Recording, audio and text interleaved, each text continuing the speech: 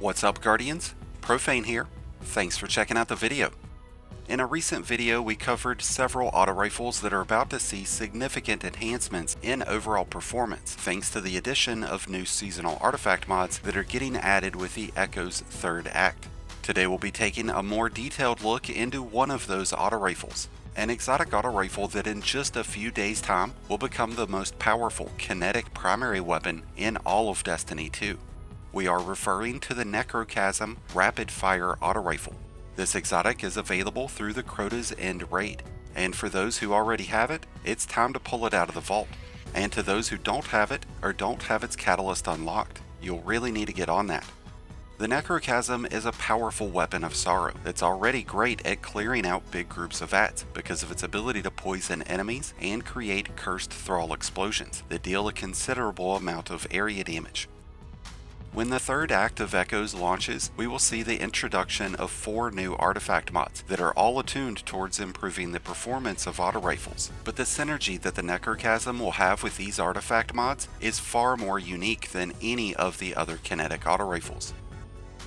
The Necrochasm comes with the Cursebringer and Desperation intrinsic traits, and once its catalyst has been unlocked, you'll have the added benefit of 1 for Thrall. Each of these are extremely interesting perks that have great synergy together.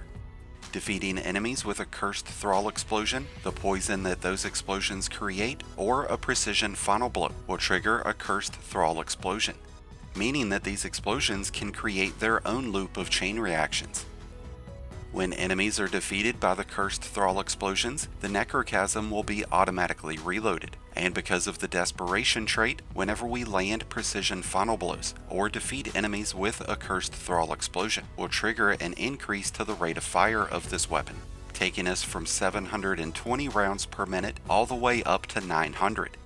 While Desperation is active, we'll have increased weapon stability and aim assist, making it a lot easier to continuously land precision shots, which in turn will result in more cursed thrall explosions.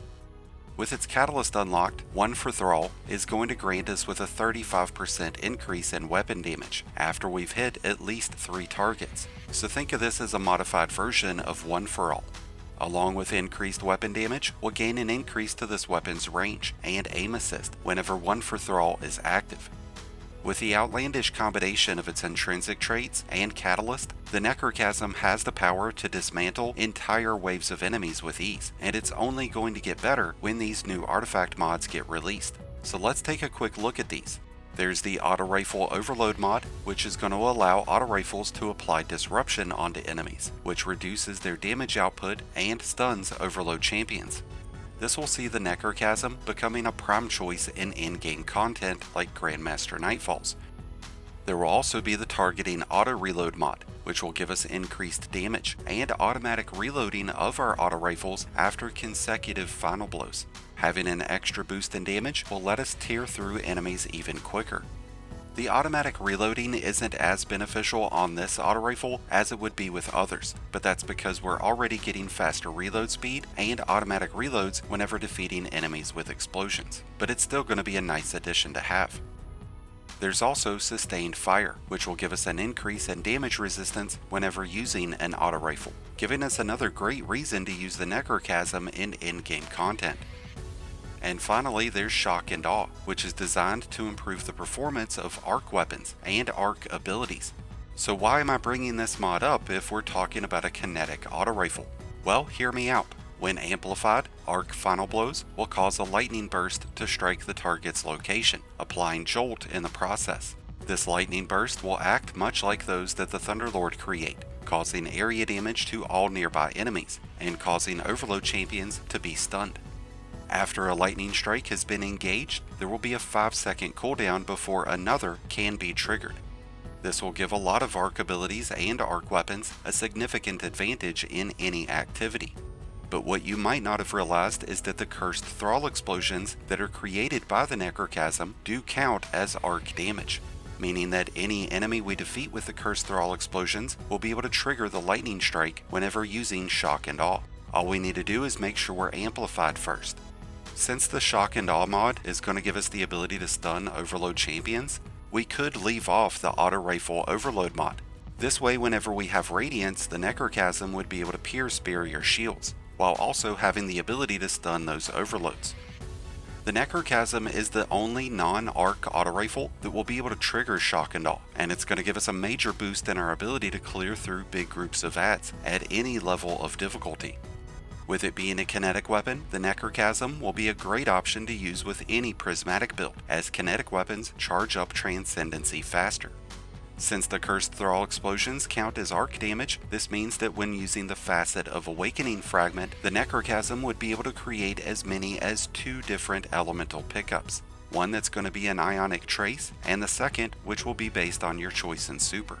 Having extra elemental pickups will result in our abilities recharging a lot faster, making the Necrochasm an even more versatile exotic weapon to be using through Echo's 3rd act. With this one weapon, we're getting multiple damage bonuses, a reliable weapon to use against Overload and Barrier champions. We're also getting bonus crowd control capabilities and bonus ability spamming, a lethal combination getting rolled into this perfect weapon. Since the Necrochasm is a kinetic weapon, it'll have great synergy with special and heavy weapons that come with the Disruption Break weapon trait. This provides a 50% bonus in kinetic weapon damage after breaking an opponent's shield with a matching energy type. It's only a 5-second buff, but it'll stack right alongside any of the other damage bonuses that this weapon will be getting, including Radiance and Weapon Surge mods. So when this week's update hits, be sure that you've got your Necrochasm at the ready. But if you don't have it, or don't have that catalyst, then it's about time that you make some time to hit up Crota's End, which is free to all players.